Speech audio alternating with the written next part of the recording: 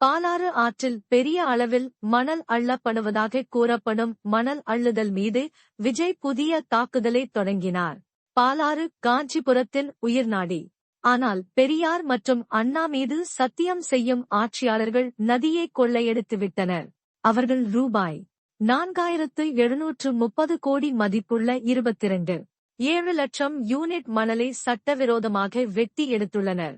இது நீதிமன்ற பதிவுகளிலும் அமலாக்க இயக்குநரகத்திலும் உள்ளது என்று அவர் கூறினார். காஞ்சிபுரம் உலகளவில் புகழ் பெற்றிருந்தாலும் கைத்தறி நெசவாளர்களின் கூலி வெறும் 500 ரூபாயாகவே இருப்பதாக கூறி அவர்களின் துயர நிலையை அவர் எடுத்துரைத்தார். சமீபத்திய மழையின் போது டெல்டா விவசாயிகள் அனுபவித்த துன்பங்கள், வருமானம் வீழ்ச்சியடைந்ததால் நெசவாளர்கள் எதிர்கொள்ளும் துன்பங்களுக்கு ஒப்பானவை என்று டிவிகே தலைவர் கூறினார்.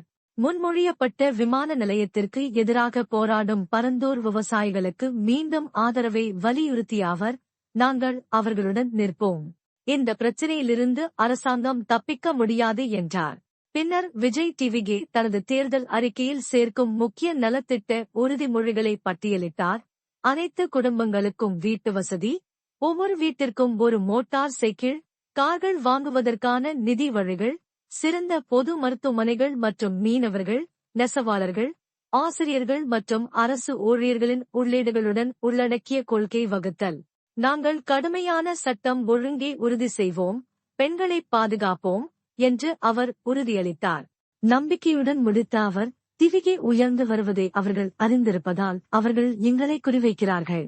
நாங்கள் ஆட்சிக்கு வரும்போது மக்கள் எங்களை வரவேற்பார்கள் என்று கூறினார்.